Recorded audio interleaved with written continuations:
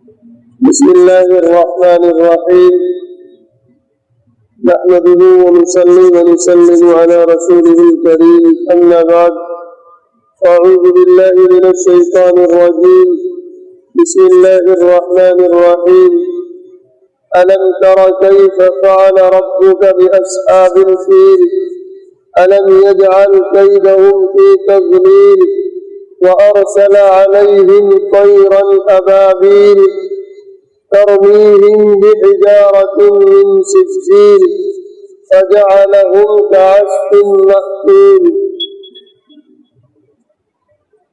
سورۃ الفیل یہ مکی سورت ہے اور اس کے اندر 5 آیتیں ہیں۔ بسم اللہ الرحمن الرحیم، شروع اللہ کے نام سے جو بے حد مہربان نہایت رحم والا ہے۔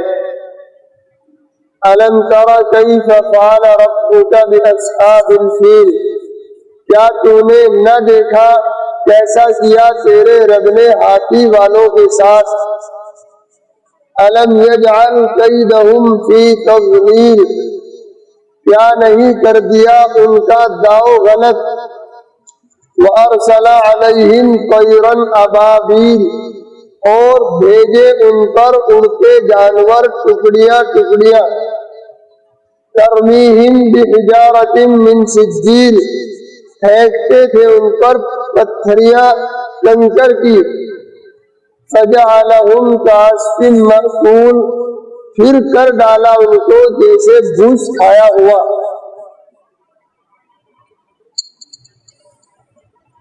اس صورت کا خلاصہ یہ ہے کہ کیا آپ کو معلوم نہیں کہ آپ کے رب نے ہاتھی والوں سے کیا معاملہ کیا؟ اس استفہام و سوال سے مقصود اس واقعے کی عظمت اور ہولناک ہونے پر تنبیہ کرنا ہے، یعنی کوئی معمولی واقعہ نہیں۔ آگے اس معاملے کا بیان ہے کہ کیا ان کی تدبیر کو جو کعبہ ویران کرنے کے لیے کی تھی سر تاپا غلط نہیں کر دیا؟ یہ استفہام و سوال تقریری ہے، یعنی واقعے کی صحت ثابت کرنے کے لیے۔ اور ان پر غول کے غول پرندے بھیجے جو ان لوگوں پر کنکر کی پتھریاں پھینکتے تھے، سو اللہ تعالیٰ نے ان کو کھائے ہوئے بھوسے کی طرح پامال کر دیا۔ حاصل یہ کہ احکام الہیہ کی بے حرمتی کرنے والوں کو ایسے عذاب و عقاب سے بے فکر نہیں رہنا چاہیے۔ ہو سکتا ہے کہ دنیا ہی میں عذاب آ جائے جیسے اصحاب فیل پر آیا، ورنہ آخرت کا عذاب تو یقینی ہے ہی۔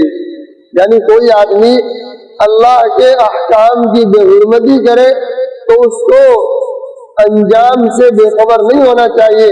ہو سکتا ہے اللہ تعالیٰ دنیا ہی میں پکڑ کر لے اور آخرت کا عذاب تو یقینی ہے ہی۔ اس صورت میں اصحاب فیل کا واقعہ مختصر طور پر اللہ تعالیٰ نے بیان کیا ہے کہ انہوں نے بیت اللہ کو، اللہ کے گھر کو مسمار کرنے کے ارادے سے ہاتھیوں کی فوج لے کر مکے پر چڑھائی کی تھی۔ حق تعالیٰ نے معمولی پرندوں کے ذریعے ان کی فوج کو عذاب آسمانی نازل فرما کر نیست و نابود کر کے ان کے عزائم کو مٹی میں ملا دیا۔ یہ واقعہ اس سال پیش آیا جس سال میں خاتم الانبیاء جناب محمد الرسول اللہ صلی اللہ علیہ وسلم کی ولادت مکہ مکرمہ میں ہوئی، یعنی اسی سال اللہ کے نبی کی پیدائش ہوئی اور اسی سال یہ واقعہ پیش آیا۔ بعض روایات سے بھی اس کی تائید ہوتی ہے اور یہی مشہور قول ہے۔ حضرات محدثین نے اس واقعے کو رسول اللہ صلی اللہ علیہ وسلم کا ایک قسم کا معجزہ قرار دیا ہے، مگر چونکہ معجزات کا قانون یہ ہے کہ وہ نبی کے دعوی نبوت کے ساتھ ان کی تصدیق کے لیے ظاہر کیے جاتے ہیں۔ دعوی نبوت سے پہلے بلکہ نبی کی ولادت سے بھی پہلے حق تعالیٰ بعض اوقات دنیا میں ایسے واقعات اور نشانیاں ظاہر فرما دیتے ہیں جو خرق عادت ہونے میں مثل معجزے کے ہوتے ہیں، یعنی نبی کا معجزہ تو نبی جب نبوت کا دعویٰ کرے اسی وقت اللہ تعالیٰ اس کے ثبوت کے لیے اس کو دیتے ہیں اور پیش کرتے ہیں، لیکن نبی کے پیدا ہونے سے پہلے اللہ تعالیٰ ایسے واقعات پیدا کر دیتے ہیں جو عام طور سے نہیں ہوتے، تاکہ لوگوں کو یہ اندازہ ہو جائے کہ اب دنیا میں کچھ بدلاؤ آنے والا ہے، اب دنیا میں تبدیلی آنے والی ہے، اب کوئی ایسا آنے والا ہے کہ جس کے آنے پر سب ظلم و زیادتیاں ختم ہو جائیں گی۔ اس طرح کی نشانیوں کو محدثین کی اصطلاح میں ارہاس کہا جاتا ہے، جو تاسیس و تمہید کے معنی میں استعمال ہوتا ہے۔ رہس سنگ بنیاد کو کہتے ہیں۔ سنگ بنیاد جب کوئی عمارت بنائی جاتی ہے تو اس کے شروع میں بنیاد رکھی جاتی ہے، جس کو ہماری زبان میں نی کہتے ہیں۔ ارہاس اسی معنی میں استعمال ہوتا ہے، گویا اس طرح کے واقعات اللہ کے نبی کے پیدا ہونے سے پہلے آپ کی نبوت کی بنیاد اور اللہ نے اس کی نیو رکھی ہے۔ انبیاء علیہ السلام کی دنیا میں تشریف آوری سے یا ان کے دعوی نبوت سے پہلے بھی حق تعالیٰ ایسی نشانیاں ظاہر فرماتے ہیں جو معجزات کی قسم سے ہوتی ہیں، اور ایسی نشانیاں چونکہ ان کی نبوت کے اس بات کا مقدمہ اور اس قسم کی تمہید و تاسیس ہوتی ہے، اس لیے ان کو ارہاس کہا جاتا ہے۔ نبی کریم صلی اللہ علیہ وسلم کی بعثت اور ولادت سے پہلے بھی اس طرح کے ارہاسات متعدد قسم کے ہوئے ہیں۔ اصحاب فیل کو یعنی ہاتھی والوں کو آسمانی عذاب کے ذریعے سے بیت اللہ پر حملے سے روک دینا بھی انہی ارہاسات میں سے ہے۔ امام حدیث و تاریخ حافظ ابن کثیر نے یہ واقعہ اس طرح نقل کیا ہے کہ یمن ایک ملک ہے عرب کا، یمن، اس ملک پر ملوک حمیر کا قبضہ تھا۔ حمیر یہ خاندان تھا بادشاہوں کا، انہوں نے بہت ساری دنیا پر بادشاہت کی، تو انہی لوگوں کا یمن کے اوپر قبضہ تھا۔ یہ لوگ مشرک تھے، بت پرستی کیا کرتے تھے، مورتیوں کو پوجا کرتے تھے۔ ان کا آخری بادشاہ ذو نواس ہے، جس نے اس زمانے کے اہل حق یعنی نصارہ پر شدید ظلم ڈھائے تھے۔ اس زمانے کے اہل حق وہ تھے جو حضرت عیسیٰ علیہ السلام کے امتی تھے، ان کو ماننے والے تھے، ان پر ایمان رکھتے تھے۔ تو اس بادشاہ نے ان اہل حق پر یعنی عیسائیوں پر، نصارہ پر بہت شدت کے ساتھ ظلم ڈھائے۔ اسی نے ایک لمبی خندق، بہت لمبی اور گہری خندق کھدوا کر اس کو آگ سے بھرا، اور جتنے نصرانی بت پرستی کے خلاف ایک اللہ کی عبادت کرنے والے تھے، سب کو اس آگ کی خندق میں ڈال کر جلا دیا، جن کی تعداد تقریباً 20,000 کے قریب تھی۔ یہی وہ خندق کا واقعہ ہے جس کا ذکر اصحاب الاخدود کے نام سے قرآن کریم کے 30ویں پارے کی سورۃ البروج کے اندر ہے۔ وَالسَّمَاءِ ذَاتِ الْبُرُوجِ وَالْيَوْمِ الْمَوْعُودِ وَشَاهِدٍ وَمَشْهُودٍ قُتِلَ أَصْحَابُ الْأُخْدُودِ، کہ قتل کیے گئے خندقوں والے، تو وہی خندقوں والے ہیں جن کا تذکرہ اس سورت میں ہے۔ ان میں 2 آدمی کسی طرح اس کی گرفت سے نکل کر بھاگ گئے، جو 20,000 اہل حق تھے، نصرانی تھے اس وقت سے، ان کو اس نے خندق کے اندر جلایا۔ تو ان اہل حق میں سے 2 آدمی کسی طرح اس بادشاہ کی گرفت سے نکل کر کے بھاگ گئے، اور انہوں نے قیصر ملک شام کا جو بادشاہ تھا اس سے جا کر فریاد کی کہ ذو نواس ملک حمیر نے نصارہ پر ایسا ظلم کیا ہے، آپ ان کا بدلہ لے لیں۔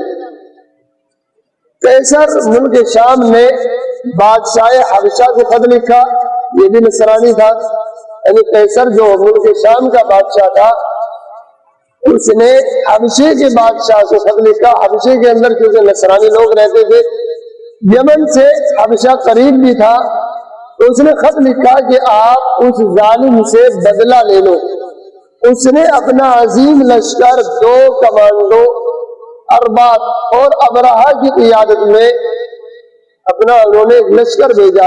حبشہ کا جو بادشاہ تھا اس بادشاہ نے 2 بڑے کمانڈروں کی قیادت میں اپنا لشکر یمن کی طرف بھیجا کہ وہ یمن کے بادشاہ سے ان اہل حق کا بدلہ لے جن کو اس نے خندق میں ڈال کر کے جلایا تھا.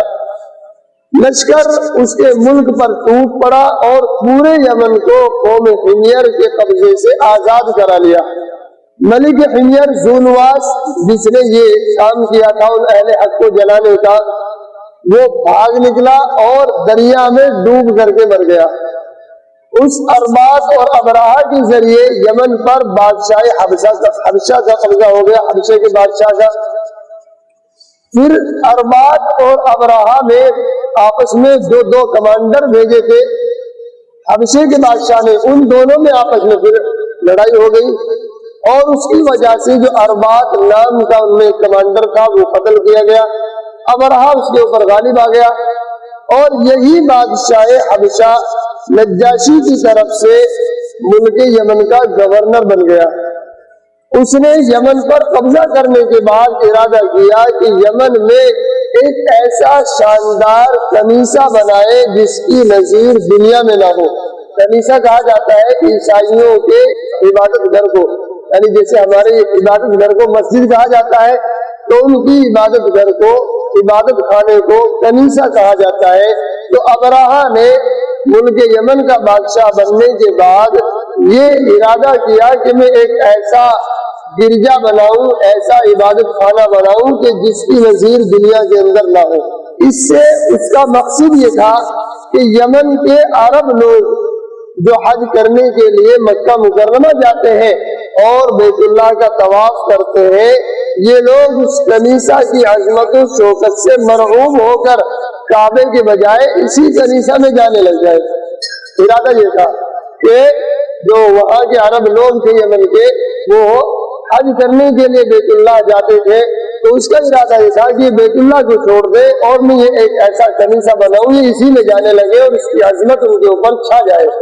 اس خیال پر اس نے بہت بڑا عالیشان کنیسہ اتنا اونچا تعمیر کیا کہ اس کی بلندی پر نیچے کھڑا ہوا آدمی نظر نہیں ڈال سکتا تھا، یعنی نیچے سے کھڑا ہو کر آدمی اس کی بلندی کو نہیں دیکھ سکتا تھا. اتنا اونچا عالیشان اس نے گرجا گھر تعمیر کیا اور اس کو سونے چاندی اور جواہرات سے اس نے مرصع کیا اور پوری مملکت، پوری حکومت میں اعلان کرا دیا کہ اب یمن سے کوئی بھی آدمی کعبے کے حج کے لیے نہ جائے، اس کنیسہ میں عبادت کرے.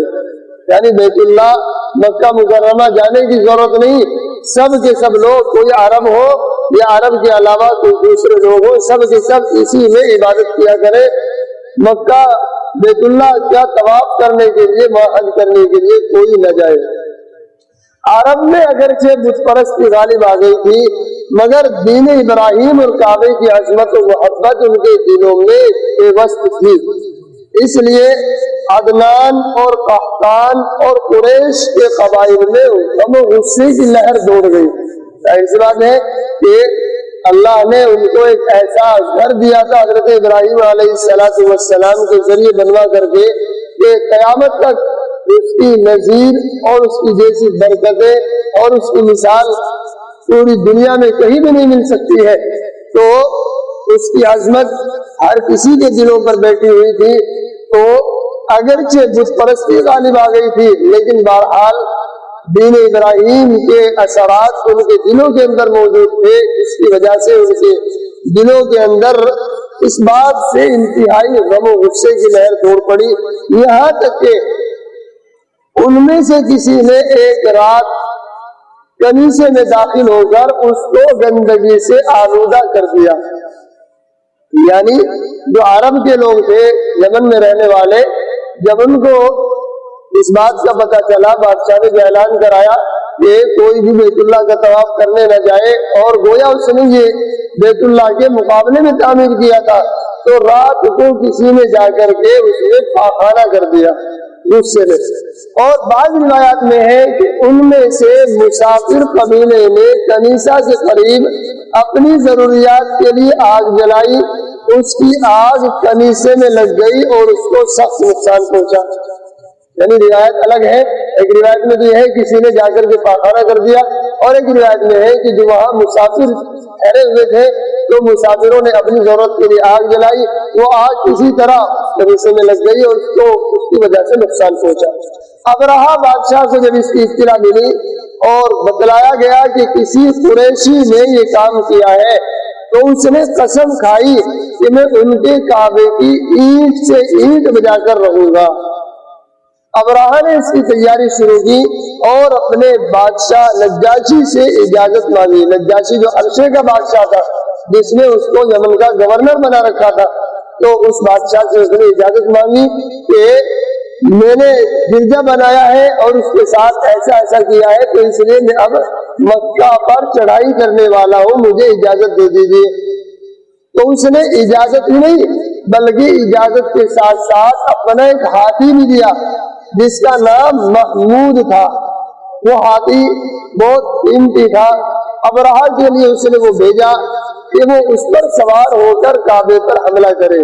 اور بعض روایات میں ہے کہ یہ سب سے بڑا عظیم الشان ہاتھی تھا جس کی نظیر نہیں پائی جاتی تھی، اور اس کے ساتھ 8 ہاتھی دوسرے بھی اس لشکر کے لیے بادشاہ حبشہ نے بھیج دیے. ہاتھیوں کی یہ تعداد بھیجنے کا منشا یہ تھا کہ بیت اللہ کعبے کو ڈھانے میں ہاتھیوں سے کام لیا جائے، کیونکہ ہاتھی جو کام آج کل بلڈوزر کرتے ہیں، پہلے زمانے میں یہی کام ہاتھیوں سے لیا جاتا تھا، اور ہاتھی بہت آسانی کے ساتھ مکانوں کو توڑ دیا کرتے تھے. تو اس نے اس لیے ایک اپنا مشہور و معروف محمود نامی ہاتھی اور اس کے علاوہ 8 ہاتھی اور ابرہہ کو دیے تاکہ ان کے ذریعے سے بیت اللہ کو ڈھانے میں کام لیا جا سکے. تجویز یہ تھی کہ بیت اللہ کے ستونوں میں لوہے کی مضبوط اور لمبی زنجیریں باندھ کر ان زنجیروں کو ہاتھیوں کے گلے میں باندھے اور ان کو ہٹا دے تو سارا بیت اللہ معاذ اللہ فوراً ہی زمین پر آ گرے گا. یہ اس طرح کا ان کا ارادہ اور پلان تھا. بہرحال اللہ تعالیٰ نے ان کے ساتھ کیا معاملہ فرمایا یہ لمبا واقعہ ہے، انشاءاللہ کل بیان کیا جائے گا. اللہ تعالیٰ ہمیں اپنے پاک کلام سے خاص تعلق نصیب فرمائے، اور اللہ تعالیٰ اس کی ہمیں جیسے بھی ہو سکے خدمت کرنے کی، پڑھنے کی، سننے کی، سنانے کی توفیق عطا فرمائے، اور اس پر اللہ تعالیٰ عمل کی توفیق عطا فرمائے. اور ہمارے زمانے میں بھی جو لوگ ان ہاتھیوں والوں کی طرح مسلمانوں کے ساتھ، اسلام کے ساتھ یا شاعر اسلام کے ساتھ بے حرمتی کا ارادہ کر رہے ہیں، اللہ تعالیٰ ان کے ساتھ بھی ایسا ہی معاملہ فرمائے. سبحان اللہ و بحمدہ، سبحانک اللہم و بحمدک، ونشہد ان لا الہ الا انت، نستغفرک و نتوب الیک.